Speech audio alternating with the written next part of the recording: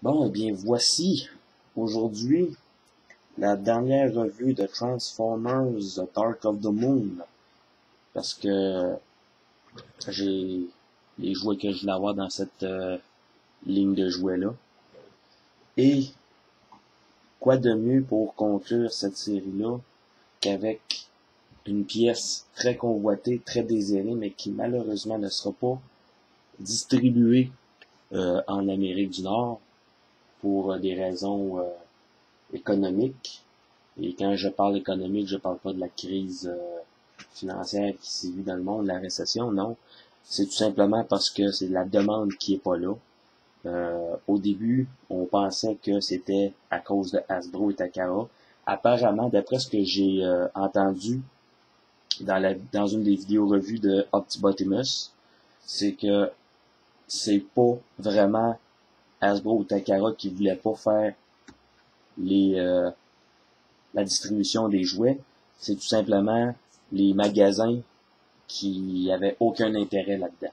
Bon, on peut blâmer Transformers Prime, on peut blâmer aussi les jouets qui s'en viennent pour Fall of Cybertron qui font partie de la ligne Generation. Mais bon, tout ça pour dire que ça a été un gros emmerdement pour tout le monde. Et surtout pour ceux qui veulent avoir cette figurine-ci. J'ai la version je crois bien que c'est la version japonaise, en tout cas, en jugé par les caractères qu'il y a un peu partout sur l'emballage, surtout à l'arrière. Donc, je pense bien que c'est la version de Takara, quoique c'est écrit Hasbro à l'arrière, mais bon.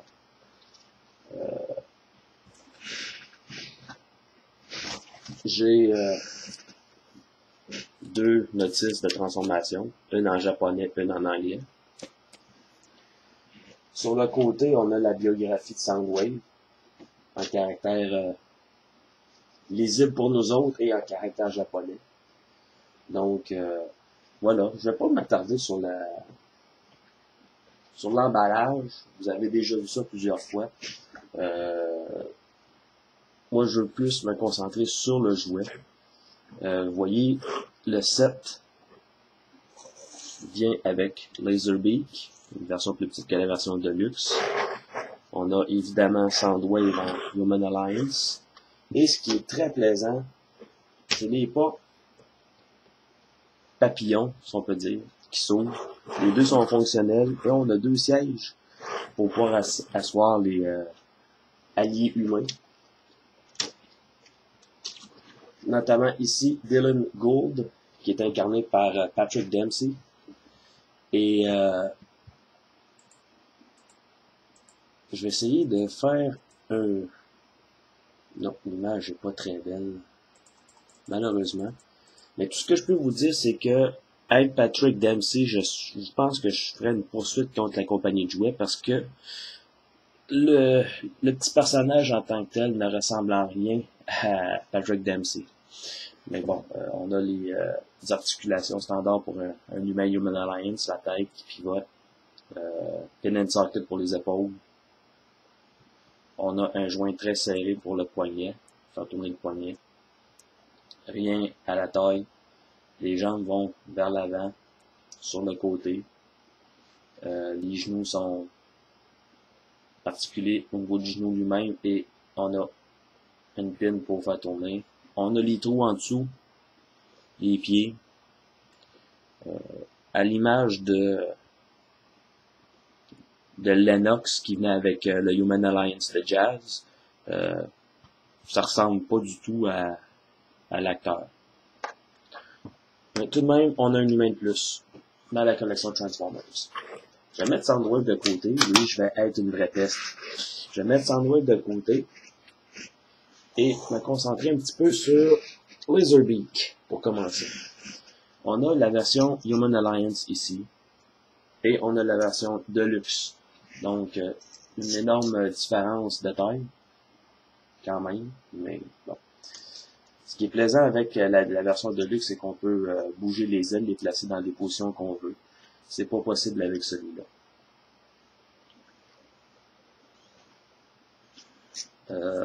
On a quand même un beau travail de détail sur les ailes. les turbines, la colonne vertébrale, le cou, la tête avec les yeux qui sont peints en bleu. Un bleu plus franc que sur la version Deluxe. On a les pattes qui sont un petit peu détaillées. En dessous aussi, on a des détails. Et ce Laser Bixie se transforme en espèce de scooter ou de vélo-jet dans le style de Star Wars dans le Retour du Jedi.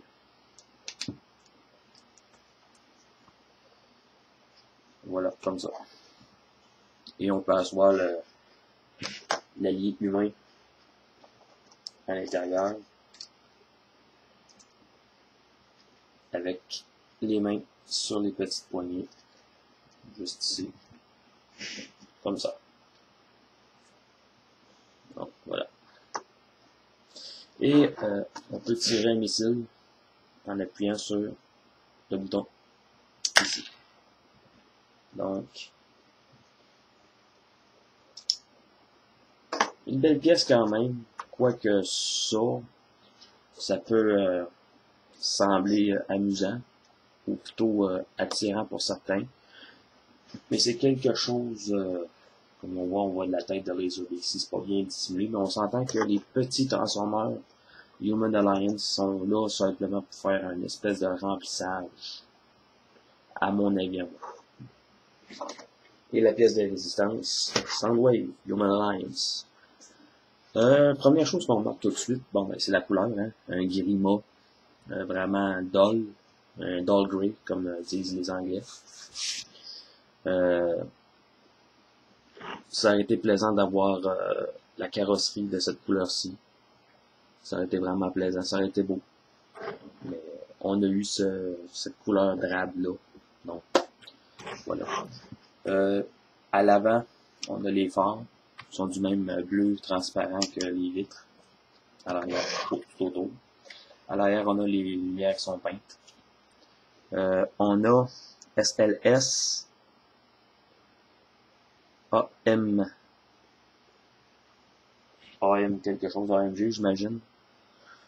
Ils sont pas peints. Ils sont là, gravés, mais ils sont pas peints. On a le signe Mercedes ici, qui est pas peint non plus. Ici, on a Superior, qui fait référence à la petite pointe que Soundwave fait au Constructicon dans Astro Train dans le film animé. Quand il dit Soundwave supérieur, Constructicon inférieur. On a la grille à l'avant qui est détaillée, avec le logo non peint encore de Mercedes. Et on devrait avoir le logo de Mercedes ici, mais qui n'est pas peint, pas détaillé, mais c'est juste une espèce d'or. Avis à ceux qui n'ont pas encore fait l'acquisition de cette figurine-ci, la transformation, je vous dirais, tout de suite en partant, la transformation est un peu plus élaborée que sur les autres Human Alliance. Tout de suite en partant, je vous le dis tout de suite. Il est un peu plus petit, mais il y a beaucoup de choses à faire. Et quand vous le retransformez de robot à véhicule, assurez-vous que tout soit bel et bien en place. Parce que vous allez remarquer qu'il va y avoir des jours entre les joints. Si c'est pas bien placé, si tout est pas à sa place, comme il faut. Donc c'est très important. Autre chose aussi, en mode véhicule, on n'a pas de partie de robot apparente en dessous. On peut remarquer un petit peu la fourche ici, ce qui peut être les mains. Mais en dehors de ça, vraiment, le mode robot est très bien dissimulé. On a fait une très belle job là-dessus, de ce côté-ci. Autre chose aussi qui accroche un peu, c'est qu'on n'a pas beaucoup d'espace entre la voiture et la surface. Donc, si on fait rouler cette voiture-ci sur la surface, ça peut venir qu'à égratigner la peinture ici. Donc voilà, ça c'est tout pour le mode véhicule. On passe à la transformation. Première chose qu'on fait, on va ouvrir les portes. Les instructions n'indiquent pas, mais c'est mieux de faire ça comme ça. Parce que si on les laisse comme ça, que ça vient, qu'on vient pour faire l'étape, qui s'en vient, vous allez avoir beaucoup de bizarre. Donc, c'est plus simple en faisant ça comme ça. Ensuite, il faut séparer. Non, c'est pas vrai. Avant, on va venir à l'avant. Et prendre cette partie ici.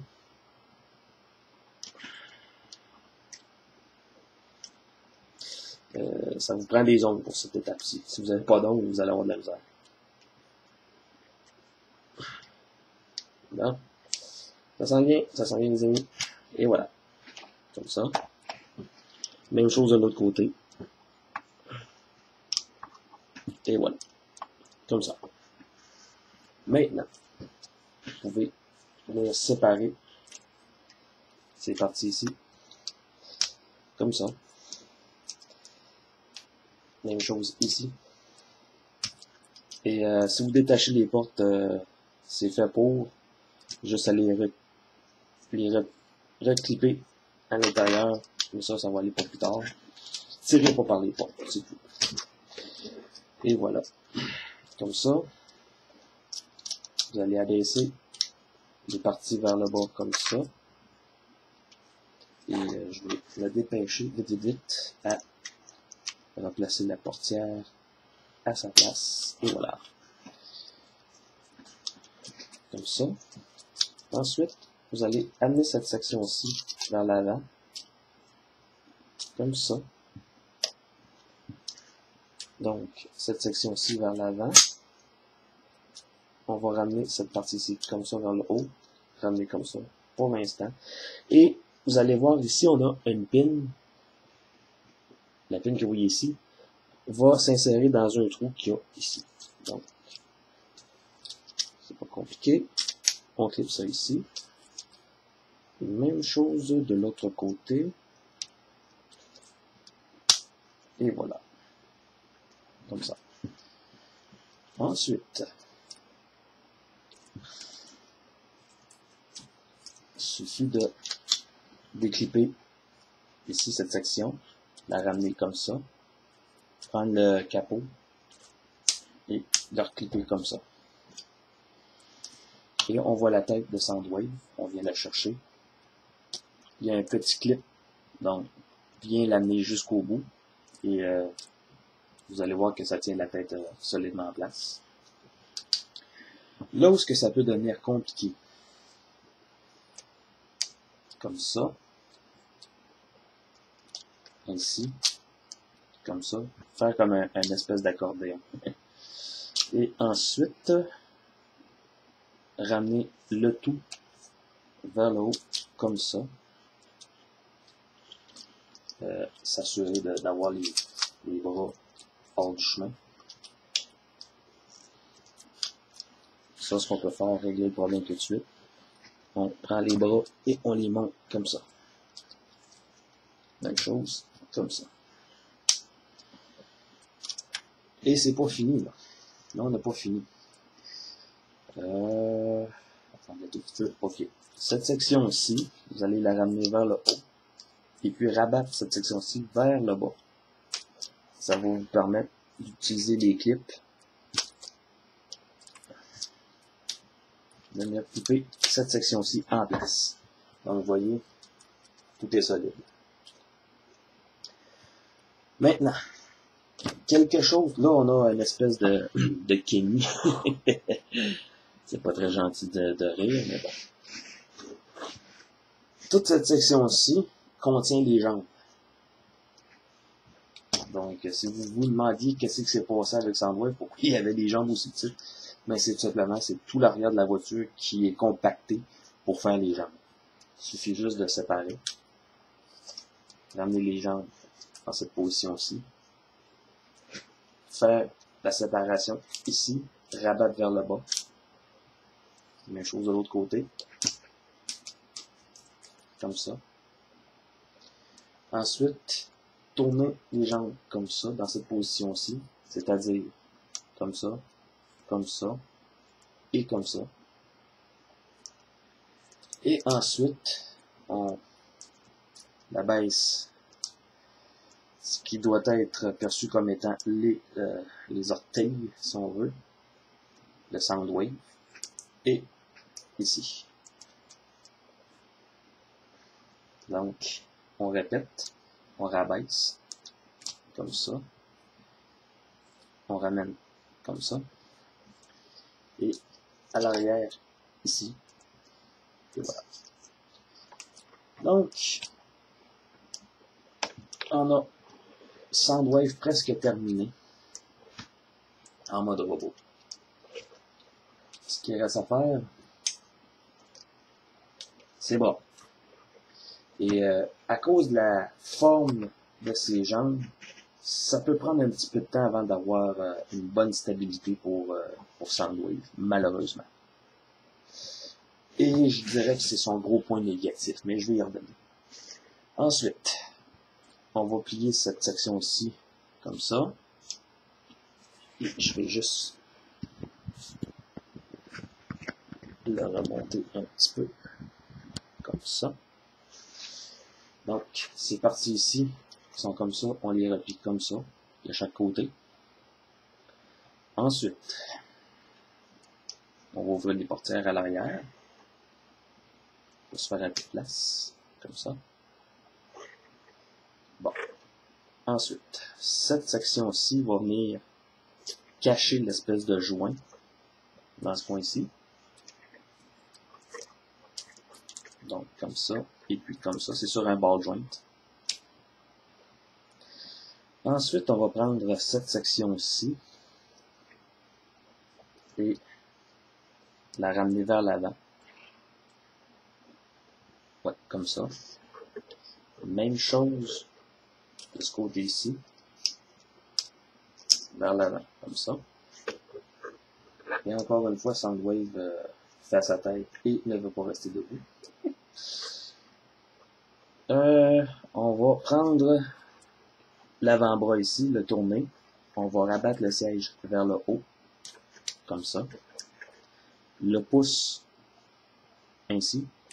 Et on va aller chercher cet assemblage-là, comme ça, et comme ça. Ça va former la main.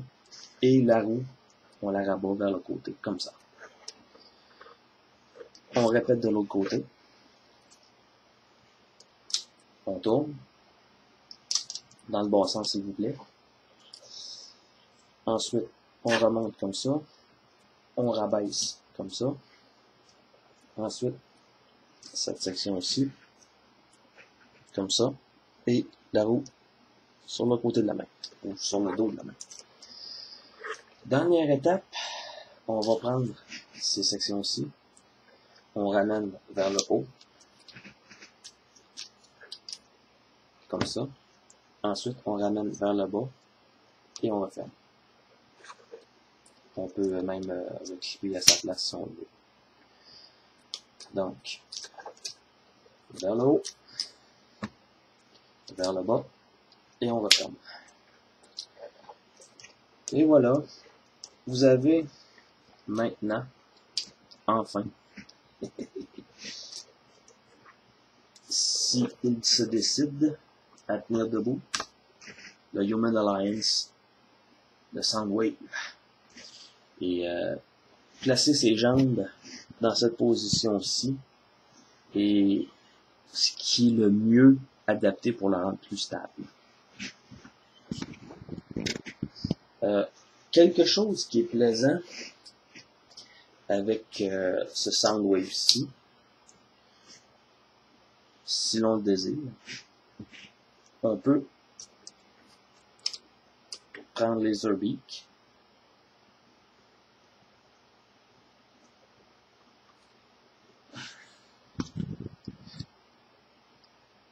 de luxe et le mettre sur son avant-bras. Quoique c'est quand même assez gros, je dirais. Et puis le peg n'est pas vraiment adapté pour le trou qui est là. Mais bon. Ce qu'on peut faire aussi avec Laserbeak, le Laserbeak Human Alliance, c'est de prendre le peg qui est là. On a des trous, un ici et un ici.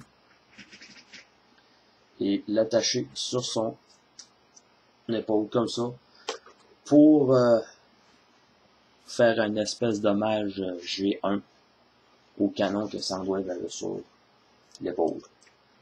Quoique c'est pas très concluant. Je vous le dis tout de suite. Ce qu'on peut faire aussi, et ça va sûrement mieux fonctionner avec celui-là, quoique je pense pas que ça tienne parce qu'il n'y a pas vraiment de peg, mais bon, et voilà. En termes d'articulation, Soundwave est somme toute assez bien articulé. On a la tête qui tourne de gauche à droite. Et on a la gamique aussi qui fait que sa bouche s'ouvre.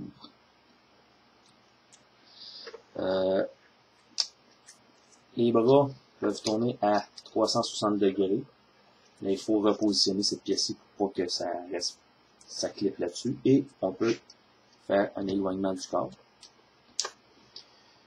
Le bras se plie au coude et tourne au coude. Les doigts sont articulés, mais pas indépendamment. Pas d'articulation à la taille. Vers l'arrière, vers l'avant et sur les côtés pour ce qui est des jambes. Et le genou se plie. Donc, il faut faire attention pour les jambes. C'est vraiment le gros point négatif pour Soundwave. C'est vraiment ses jambes. Sont petites, sont difficiles à positionner pour lui donner une pose stable.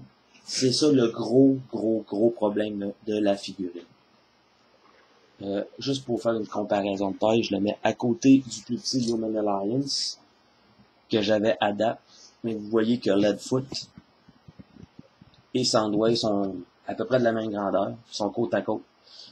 Soundwave est plus imposant en largeur, mais sont vraiment de la même, mettons de tête à tête, sont vraiment de la même hauteur. Donc, voilà, c'est les deux plus petits Human Alliance qui existent sur le marché. On parle des Human Alliance de cette classe-ci et non pas des Basic Human Alliance.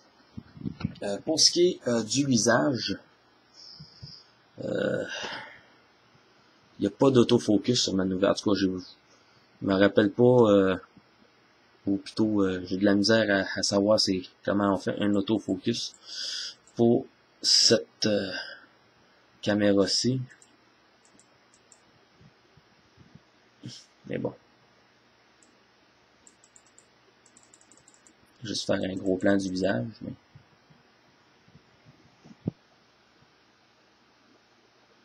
non, ça marche pas. Veuillez m'excuser. Je vais remettre ça comme c'était. Et vous voyez quand même, à cette distance-ci, que la tête est très détaillée. Bien détaillée. Seule chose, c'est qu'il n'y a pas de light piping pour les yeux. Et on voit encore, Soundwave qui ouvre la bouche. On a les détails sur le torse, ici. Donc voilà. J'ai cassé ma tirelire pour l'acheter. Et j'ai été chanceux, je l'ai eu pour une cinquantaine de dollars sur eBay. Donc je me sens très chanceux, très content de l'avoir. Moi qui avais dit que je laissais tomber. Et finalement, j'ai décidé de pas me laisser abattre et de faire l'acquisition de ce Human Alliance. Il y a aussi une chose, c'est que il y a une section, c'est celle-ci, et je sais pas à quoi ça peut servir. Mais il y a cette section-ci qui se rabat. Pourquoi, je sais pas. Aucune idée. Donc, voilà. Human Alliance Soundwave, Dark of the Moon, qui était une Mercedes AMG. Et encore une fois, si vous avez la chance, allez sur eBay, magasiner un peu, regardez comme il faut. Moi, lui, il vient de Chine, donc c'est pas quelque chose à négliger. Et voilà, à côté de son incarnation Deluxe. Et le mech tech du Deluxe fit à peu près sur le Human Alliance. Il suffit juste de relever la roue. Et voilà. Entre vous et moi, ça fait le meilleur job pour faire un canon que Laserbeak, mais bon. Donc, sérieusement, belle figurine. Si vous avez la chance de l'acheter, allez-y. N'hésitez pas. Si vous avez les moyens, gâtez-vous, allez-y. Moi, j'ai passé par-dessus ma grogne et je l'ai acheté. Donc, c'était la dernière figurine de Dark of the Moon que j'avais l'intention de me procurer. Le seul Human Alliance qui manque cruellement à ma collection, ça aurait été un Human Alliance de Top Spin. Mais faut faire son deuil. Et on sait jamais, je peux peut-être décider de faire un custom avec un autre Roadbuster et le transformer en Top Spin. On sait jamais. Ouais, dans mes rêves. Peut-être qu'avec la ligne de jouets qui va sortir en 2014 pour le film, peut-être qu'on peut avoir une chance d'avoir Top Spin en Human Alliance. On ne sait jamais. Mais je ne rêve pas en couleur. Donc, je vous souhaite une très bonne journée. Merci d'avoir passé ces 26-27 minutes en ma compagnie. J'espère que ma revue vous aura plu et je vous souhaite une bonne journée. À la prochaine.